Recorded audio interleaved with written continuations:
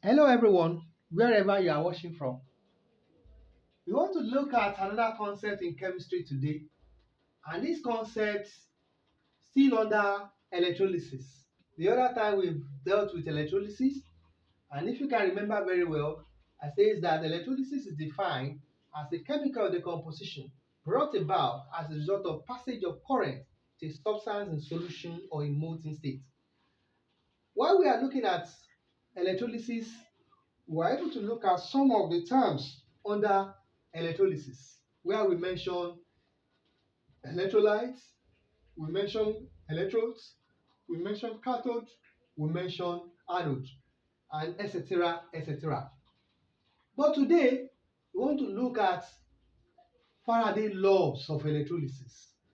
And if I'm not mistaken, we want to streamline our study of these laws, Faraday laws of electrolysis, into the first law, the first Faraday law of electrolysis.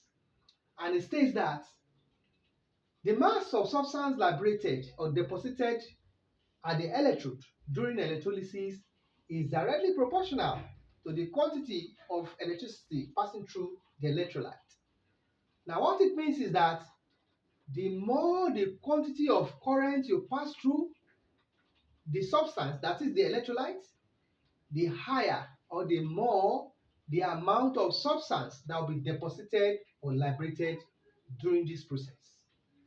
And we are saying that let Q, let M represent the mass of substance liberated during this process.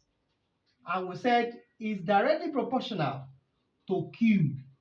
And our Q represents the amount of current that passes through the electrolyte. Now, we want to look at the relationship between M and Q. M is equal to ZQ, where our Z, where this Z is equal to what? The chemical equivalence, equivalence,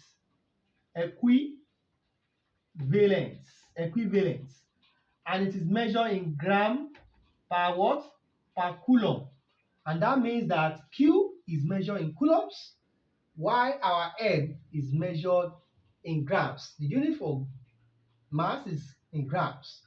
Now we have M is equal to ZQ.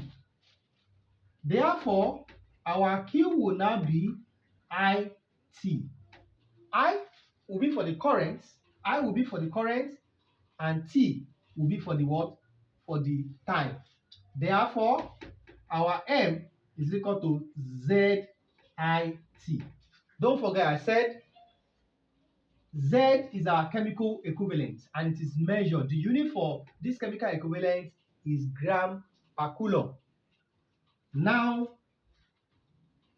our T is in seconds, and of course our I is in ampere, and it is denoted with what? With A. Now, let's go ahead. Our Z can now be what? Can now be changed in mass all over what? All over the change in quantity of current passing through it, which is equal to what?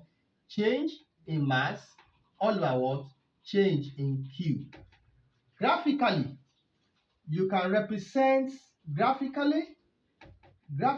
can represent this law by saying that you have M to be our mass and Q to be at the what?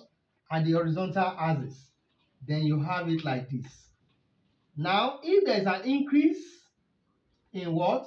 If there is an increase in mass, if there is an increase in quantity of current, then there will also be what? A proportional increase in the quantity of what? Of mass that will be what? That will be deposited. Now our slope can now be what? Can now be this, which is the same thing as what? Our slope. Thank you very much.